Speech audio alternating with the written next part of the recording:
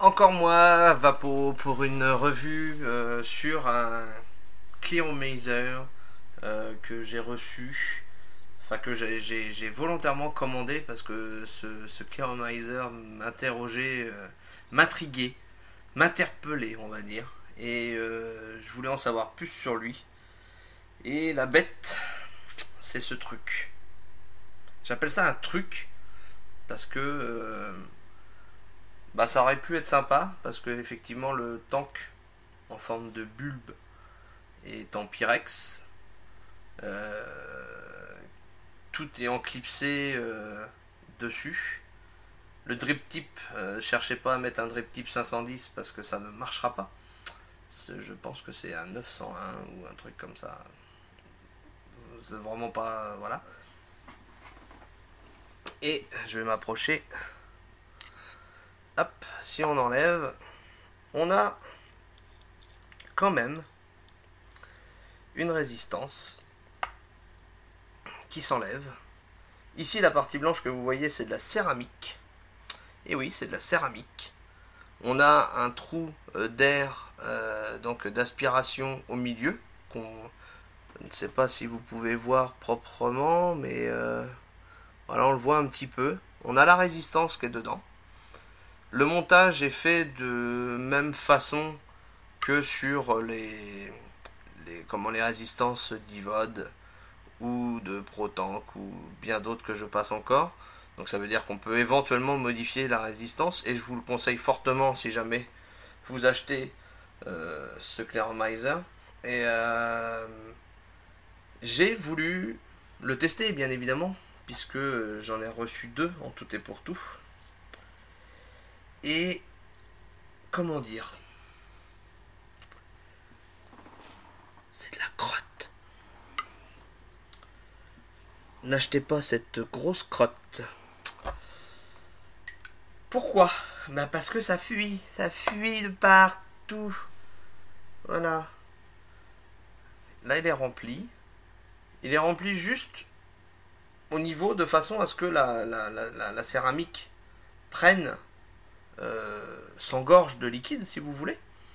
Et là effectivement la résistance, la mèche est bien imbibée. Ça fonctionne.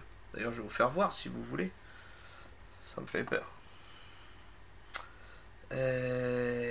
Tiens, on va essayer sur le KTS. C'est pas grave, ça se nettoie. Non, je vais pas aller abîmer mon KTS. J'ai pas envie. On va essayer. Hop. Sur le natural. La connexion est une connexion 510 avec jupe. Donc je vais déjà nettoyer ce qui pisse de partout parce que c'est une horreur. C'est tout simplement une horreur.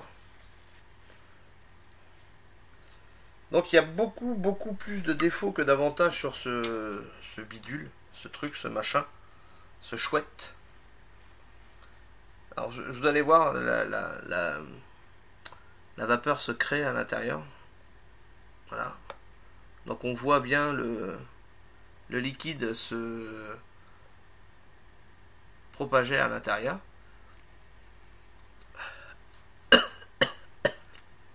Et voilà.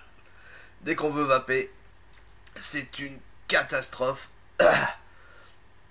On prend un dry heat énorme en pleine poire. J'ai pas pu du tout vaper une seule taf dessus. C'est impossible. Aucun puff possible sur ce genre de Clearomizer. Alors, soit c'est moi qui suis vraiment pas doué. J'en doute quand même si je suis pas non plus l'as des as de la cigarette électronique. Ou il y a en effet un problème de construction, de façon de faire, je sais pas. En plus, ce truc là, je vous déconseille de le faire tomber par terre parce qu'il explose. Hein. C'est du verre. Si votre mode est sur la table et qui tombe à plat, vous avez des grandes chances de soit le fêler, soit de l'exploser. Et bah, je vous en souhaite pour retrouver un tank bulbe comme ça, hein, parce que j'en ai pas trouvé. Je n'ai pas trouvé non plus effectivement ce genre de produit dans les boutiques françaises. Je suis content, quelque part. Donc c'est sûr, de toute façon c'est sûr et certain, vous la trouverez pas chez moi. Ça c'est sûr. Je ne fais pas ce genre de produit. Bah, le look était pourtant intéressant. Moi je le trouvais sympa. On voyait la production de vapeur à l'intérieur et tout ça, c'était bien. Mais c'est de la grosse merde. Excusez-moi du mot, mais c'est du gros caca. Voilà. Donc ça s'appelle, je ne sais plus comment, bulbe atomiseur ou atomiseur bulbe. Plus couramment, je crois, connu sous le nom de Round Munf ou un truc comme ça.